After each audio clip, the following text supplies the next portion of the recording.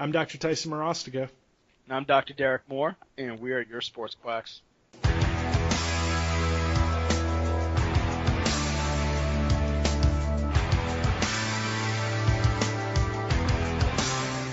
fellow Sports Quacks. Today, what we got on the podcast is corticosteroid injections, better known as cortisone shots.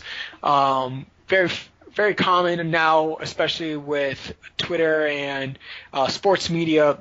Everybody basically now knows that there's some type of mystical injection that athletes get, and miraculously they're able to come back within a short period of time, and it looks like they didn't even lose a step.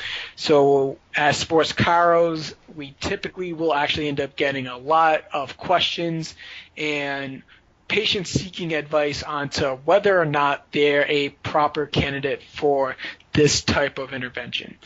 So in our experience, it's usually, especially what I've seen, way too early in the treatment process that these patients start asking about this.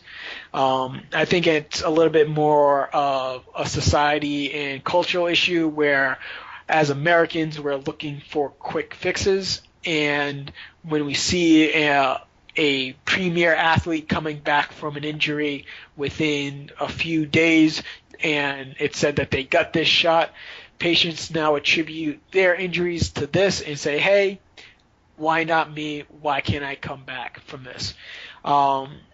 Primarily what the corticosteroid shot does, it's going to help reduce inflammation and hopefully reduce pain, whatever joint that it is injected into. And being in an athletic training setting, that's where I primarily saw a lot of athletes get them, whether warranted or not. And it's hard to tell how this will actually affect them in the long run. So, Tice, when it comes to patients asking you about cortisone shots, or even patients that have had cortisone shots in the past, would you say you've had a positive experience, kind of a mixed bag when it comes to cortisone shots? We laugh because I sit and complain all the time about cortisone shots, so thank you for setting me up for that. Don't worry. I set it up to just knock it out of the park. Yeah, right. All right, so here's the thing. I'm gonna say mixed bag because I've had good experiences where patients get a cortisone shot, they still seek out conservative care, and they are smart about their recovery process. They really, they understand that the corticosteroid injection is used to decrease pain, right? But way too often do I hear of, I had the injection and then I was good for 5 years. Like, what?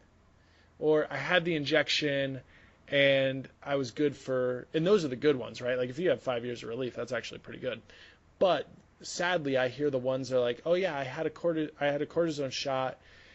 It lasted for about 3 months, and then I went to go get another one, and they either gave it to me, which is really sad when I hear that, but a lot of times I do hear they won't let me have another one for like 6 months, right?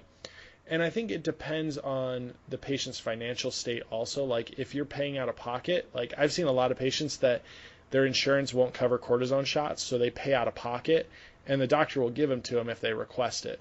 But unfortunately, there's side effects when it comes to these injections because if you're getting it in the joint, it actually, multiple cortisone shots shows that it tends to break down cartilage. So you've then started a process of joint degeneration because you wanted to get pain for something else. I think one of my biggest frustrations, though, is the misdiagnosis associated with cortisone shots, because it doesn't matter. Like, you just call it inflammatory process, so you get an itis, and most often it's a bursitis because that's a joint inflammatory process apparently, and that is a catch-all, like, hey, yeah, it's a bursitis, I'm going to give you an injection, we're good. Like, is that something you've seen, Derek? Yeah, and it's that catch-all term where it's just a matter of if they have pain in a joint, we're going to call it an itis, whether or not because I see it more so with medical doctors.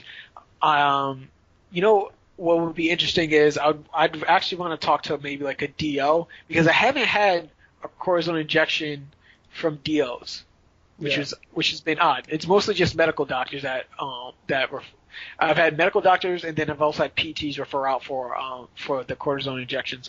But like you said, it's more so that they see pain in a joint, and then they just say, name your structure here, itis. And they've been through medical school. We've been through chiropractic school, physical therapy school. We know the signs of inflammation, and it's so odd to me when they show up and they're just like, oh, this is an itis. And I was like, no, at best this might be some type of other tendinopathy. Yeah. But there's no other signs that this is an acute stage of inflammation issue with this patient. Well, let's talk about that. Sorry, I don't mean to cut you off there, but like you said something beautiful there, because I think the most underused, and it needs to be used more, is a tendinopathy, right? Like it's not used because basically it's not used because a tendinopathy essentially means a derangement of tissue, basically. Mm-hmm. There's no like set like this is what it is, where an itis is attached to inflammation. But why is it that everything is associated with inflammation? Like, and I get it, like we believe that the only reason why we have pain is because of inflammation, but that's not true. Yeah, and I think it has to do more so with, I think we talked about this in another podcast, but where the professional, the medical provider is so used to using terminology to explain things to patients that we just start using it more and more often and forget its original meaning. Yeah.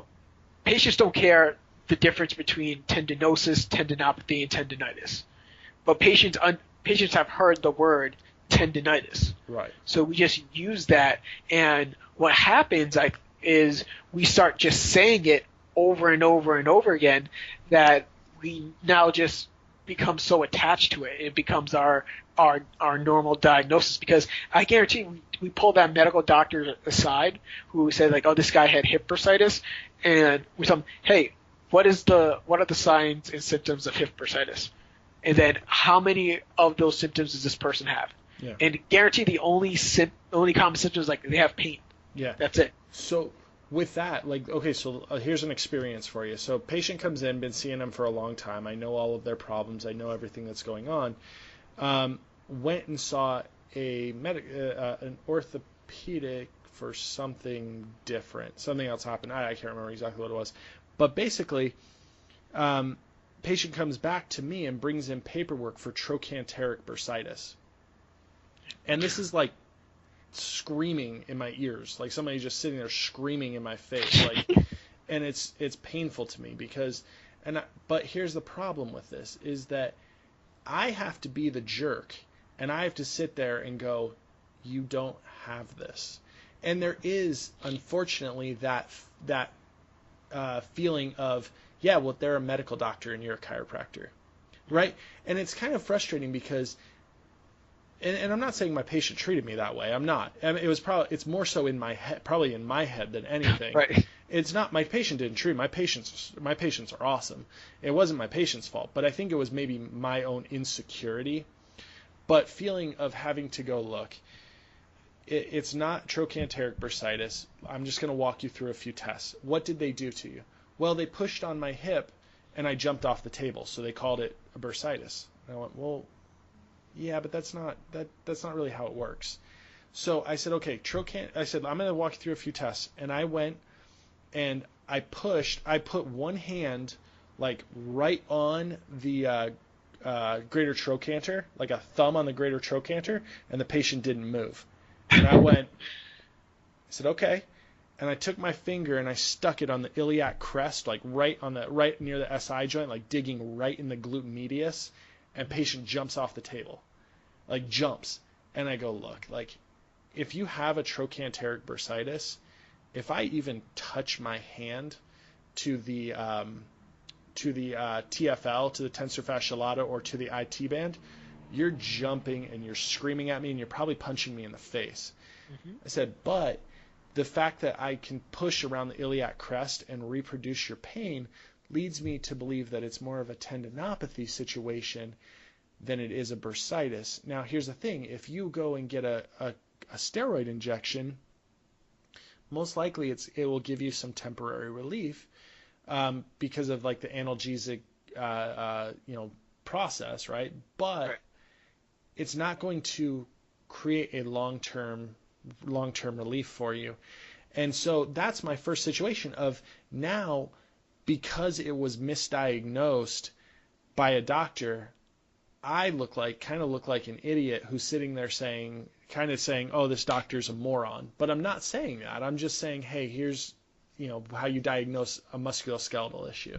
Yeah, and many times when patients come in with information that might be contrary to what we have learned, the first thing I usually try to do is I try to sit back and figure out, okay, does this doctor see something that maybe I don't? Right. Did I miss Which is what something? you did. You're just like, okay, let me go see what's going on here. Let me actually press on where the trochanter is. Mm-hmm. Just like, because then your mind just jumps to because once you clear that out, you just wonder, what did they find that led them down that path? Right. And more often than not, what I'm finding is that these professionals are just, like I said before, they're just finding pain in a joint and calling it bursitis. Yeah. And if you start to look at it, the treatment for bursitis is really just a negative, in my opinion, a negative way to really start treating joints. It's going to be like, all right, let's go with medication, and I even read that they recommend resting the joint, where we're just like, well, more than likely this joint needs to be properly mobilized, mm-hmm. and then needs to be strengthened in those ranges of motion. And I'm not going to, unless it's, I still don't think I've found an actual case of like hip bursitis. I mean, I can call a few cases of bicep tendonitis where like it was an acute overuse injury, but like I'm talking like greater trochanteric like issues. I don't think I've had that. I just had like general like hip issues, all types of hip issues, labral tear, stuff like that. But like acute onset hip bursitis, I don't think I've called that yet. I don't think I've diagnosed it, but I can see it with patients who get like a trauma to the area. So like, right. Say you get kicked in the hip or kicked in the back of the knee, like, yeah, I guess I could see it. And so one of my main issues with cortisone injection is not even necessarily their overuse, which I have a problem with, but more so is their secondary risks. Mm-hmm. So when we start looking at corticosteroid injections, some of their side effects, which are really just normal effects of whatever the drug does, they just aren't the desirable effects, so we call them side effects, are just that it can cause pain in the area, it can cause inflammation in the area, and as Tice mentioned before, it can degenerate tissue. And they're starting to do more and more steroid injections for Achilles tendonitis, mm-hmm. and I'm starting to really wonder how often these are going to be correlated to future Achilles tendon ruptures because they're just degrading the tissues. And we're finding more research pointing to loading those Achilles tendons, strengthening the lower leg, and adjusting the loads, whether it's modifying running programs or really just including more eccentric loads when it comes to therapies. Yeah. But we're seeing more and more, especially through the literature, that these steroid injections are doing more harm than good. And I'm wondering, because we're always told it takes about 10 to 15 years before actual clinical treatments follow the evidence. Right. How many torn Achilles are we going to leave in those 10 to 15 years that could have just been avoided by just doing manual treatment? I wonder if people understand that the new age of medicine, that we're just guinea pigs. Like in Right. a lot of these cases, like we're people in society in the future is going to benefit from the stupid things that we've done. So thank you. Like look at like dietary stuff. Like we're just now getting out of the fats and demonizing fat trends Right. in diet plans, and unfortunately, like our parents suffered from it, and Yeah. and our generation is starting to get out of it, but we're suffering from it because we're trained in those eating habits. So like there's little things like that, like it's just crazy. So like, here you go. Let me, before I jump too far off topic with things, something that I want to ask you about, and I don't know if this is something that's common in Florida, but it's extremely common here in Arizona, is that chiropractors will join health offices that have like a nurse practitioner to give trigger point injections. And Yeah. is that something that you see down there? Kind of, but chiros now, especially here, they're more likely to start doing an acupuncture cert Okay. and start just doing acupuncture on their own, even though more states are starting to recognize dry needling as a possible alternative. Trigger point injections, honestly, it's I would probably even say it's worse down here because they're more likely to go for Botox injections. Okay. So in Florida, there's a huge surplus of what's a good way to put this? Like vitality clinics. Oh yes. So Yeah. like anti-aging clinics. Yeah, age defying this. I'm Right, gonna give exactly. you a lotion. No, I'm Yes. just- So they'll give you the Barry Bonds treatment. They'll give you some clear. They'll give you some. They'll give you some other things, and then since they're already giving your wife her Botox injections for her forehead, they found out that Botox might also help with headaches. So they're doing Botox injections in suboccipital muscles now. Didn't Roger Clemens claim that it was his wife getting stuff for beauty? Was that him? I think he. Yeah, I think. Oh, that's so, fantastic. So it's just it's a slippery slope when you enter into one of those clinics, and if you look at, there was an old ESPN skit about the Balco case, and if you watch it, I found this funny because it stuck out after I was in chiro school. They went to, I think it was A-Rod's guy who was down in South Florida. And I was really confused because I was just like, chiros can't give out injections, right? But they were talking to the owner of the clinic where he was getting some of this stuff, and it was owned by a chiropractor. Stop it! Was it really? Yeah, if you look Come at it, on. it's like chiropractic physician. It's just, but obviously he's not doing the injections. But what I find here in South Florida is more so that the chiros run a medical facility, and things are just done underneath the umbrella of the facility. Yeah. And the biggest seller, obviously, I think it's probably the way you reacted, probably very popular in Arizona, is the anti-aging, just because we have older populations. Yeah. And I think when it comes to, like I said before, whether it's corticosteroids or just Botox or like testosterone replacement therapies, patients are looking for some of these quick medical interventions versus trying to do things on possibly a slower and more safer way, and they just have things backwards. Yeah. It's more so just like, hey, listen, let's take the time to rehab this area and then build it up. You don't need to do the testosterone right away.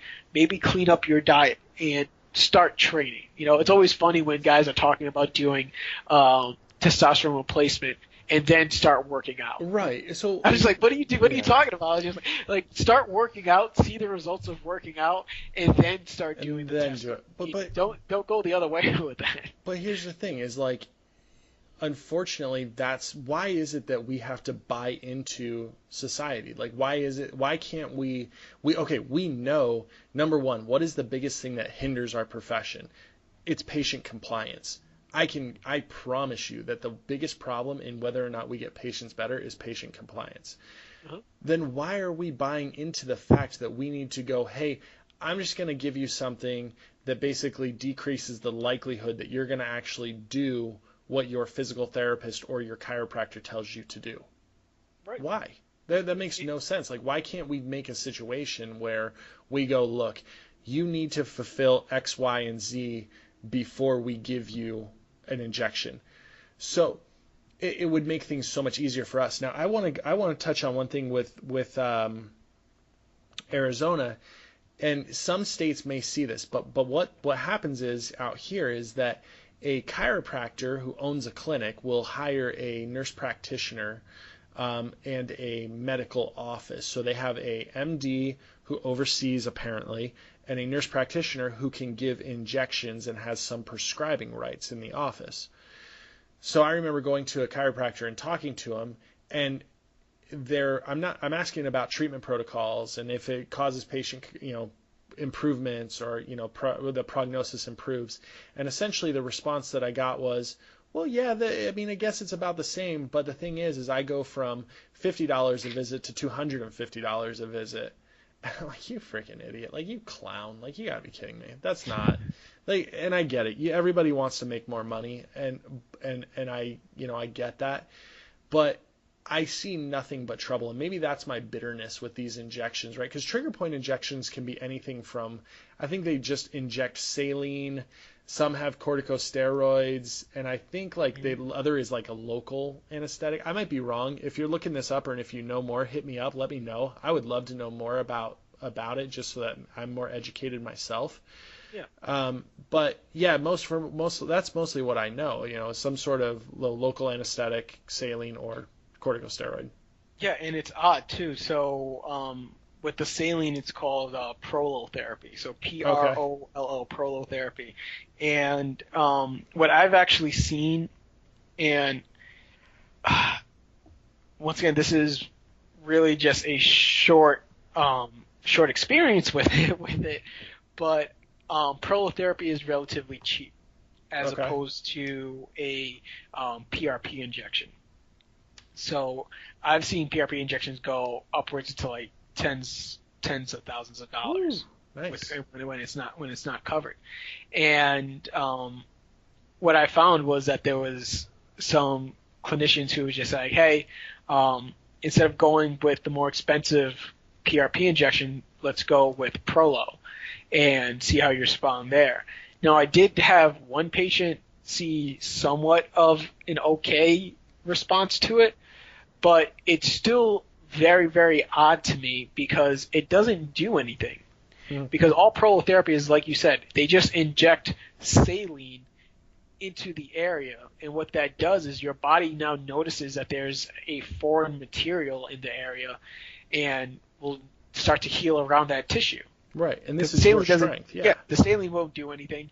So this actually feeds more into the reasonings for dry needling. Absolutely. Dry needling was just, the whole point of dry needling was that they took out lidocaine and they just put the needle in, thus deleting the term, thus bringing the term dry, because they weren't injecting the liquid. Now, once again, the problems with these therapies are more so that, do you end up using a hypodermic needle, which is a lot larger in diameter, which is going to be more uncomfortable for your patient? But originally, that's what the dry needling studies were used with. But now more so, dry needling has started to get more popularized, so they're using thin filament needles. Some may call them acupuncture needles, but for the sake of trying to get dry needling covered by chiros and physical therapists, I'm going to use the word thin filament needle.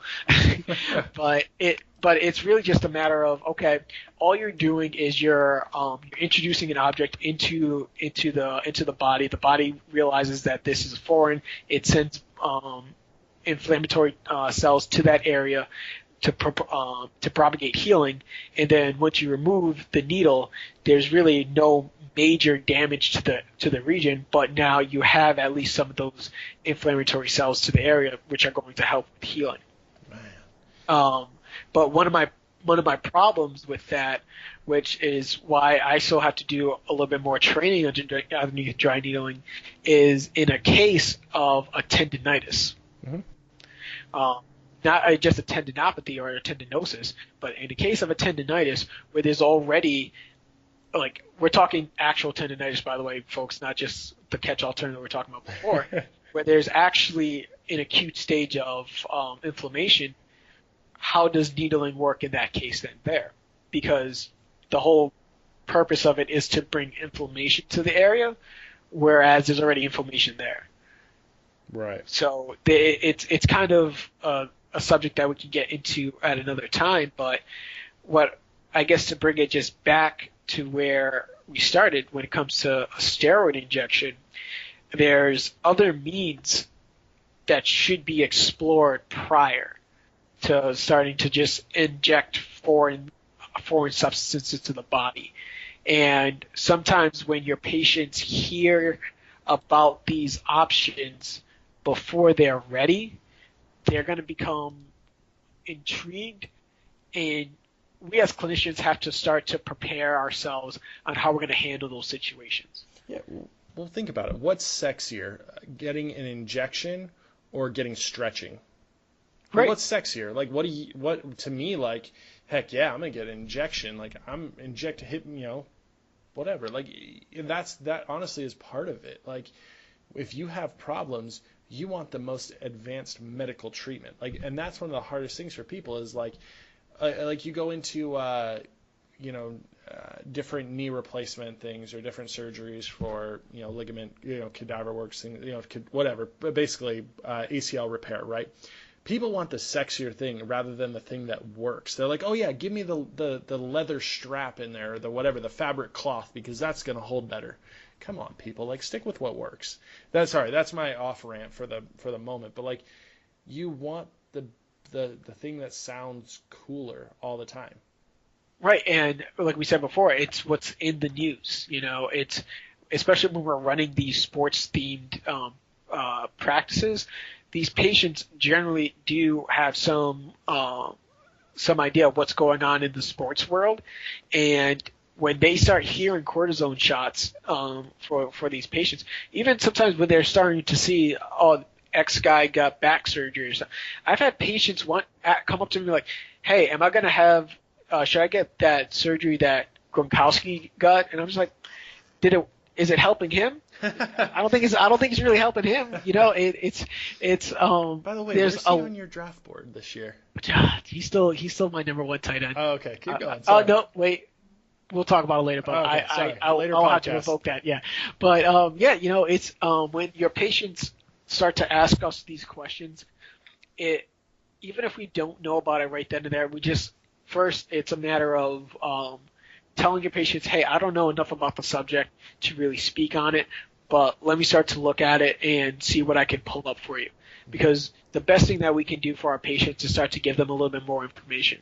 And we learn that in the process, because if you tell your patient, I really just don't know that much about it, but I'm pretty sure you could find some more information on it if you just Google it,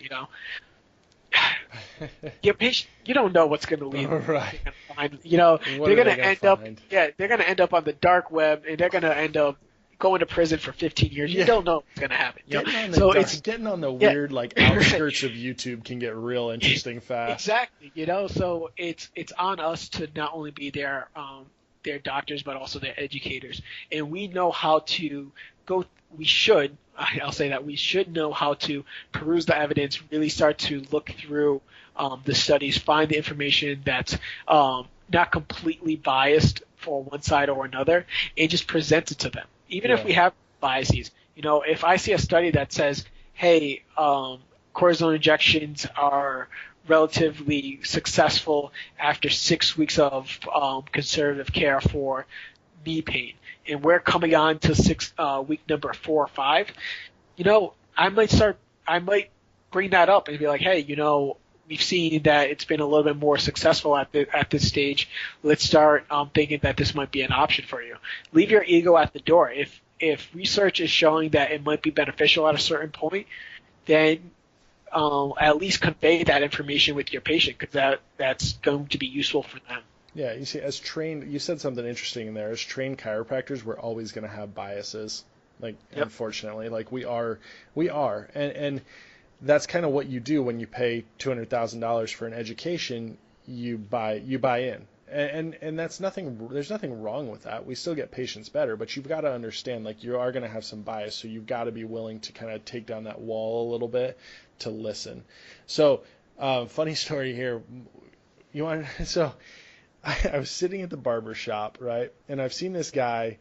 So Derek and I are both extremely picky about our hair. I am, right, and we've talked about barbers all the time, right? Like, we've had this conversation back and forth. You want to know the fastest way to, like, stop for a barber to lose your business is for him to tell you that you're balding and you need to go get prolotherapy to prevent your hair loss. There you go. I've never been so mad in my life, dude. And it's funny. I remember as a kid, like, laughing when my dad was like, came home and he was so, he was upset about balding. And then this guy, I'm sitting there and he's like, yeah, dude, you're thinning out quite a bit here. They're doing this new, like, prolotherapy injection thing. You can get them in your scalp and it helps your hair grow back. And I went home and I went to Jane and I'm like, well, this sucks. I'm old now. Right, I've officially reached that point where my barber's just like, dude, you need help. Yeah, like, I'm like, might as well just shave my head now. I'm like, you're a jerk. Like, I have a full head of hair. Please go to my Facebook page. Look at me. I have a full head of hair, but apparently I'm balding. Dude, just pull the Chris White, come in next week, bald head. Just shave it straight up. Chris, I hope you listen. I hope Chris is listening to this one. Oh, I'm dropping names. I just remembered. That's okay. I hope he's listening. No, and I just... But it's funny because, like, the guy, it's like, it sounds sexy to go get injections to make my hair regrow, and I didn't consider it, but it's like any like hair regrowth stuff. I picture like taking the skin from your butt and putting it on your head to help it grow. Like, that's what I picture. Like, it sounds. And it's, but like you said, like, this is sometimes where these patients are getting information from. Their barber? Their barber. It's just, my barber told me he had 2 PRP injections done. And every time he has a client that comes up with shoulder pain, because he's friends with the doc, he cuts the hair of the doc, he sends them there. Oh, he's just like, it helps me. Because that's, even in chiro school, remember, they're just like, make friends with the hairstylist because they'll tell everybody. Yeah. That's what he does. He tells them just like, you should really get that PRP injection. And I mean, I've seen PRP help a lot, and it looks promising, but it shouldn't be your first line of defense. Right. And I mean, after you find a barber that you like, who knows? You might trust him and say like, I'm just gonna get a PRP injection. Who recommended that? My barber, But once again, that's where we have to take into account our patients are getting information from a lot of different avenues, and we just have to be prepared with our own information to at least be able to give them a little bit of a balance in understanding what's actually happening. No, and that's the thing. So when it comes, we got sidetracked. Lots of fun stories in this one, but when it comes to corticosteroids, there are risks, and it's just so important to know what's going on. Make sure that you do a good job of good examination. Like we always say, an exam can decrease the likelihood of you making a mistake. And it's going to improve the odds that you're going to make the right call. So do it right the first time, and be open to talking to other healthcare professionals about what you're dealing with. Like, somebody says, "Hey, I'm getting a cortisone shot," call them up. Just ask them. Say, hey, why are you doing this? I'd love to know. Like, just fill me in, because maybe you missed something, Mm-hmm. But yeah, like always, like us on Facebook, follow us on Twitter and Instagram. Hit us up with information that you guys have. Again, fun topic. We'd love to talk more. If you guys have more information about trigger point injections, stuff like that, please send us some info. Have a good night, and we'll talk to you guys later.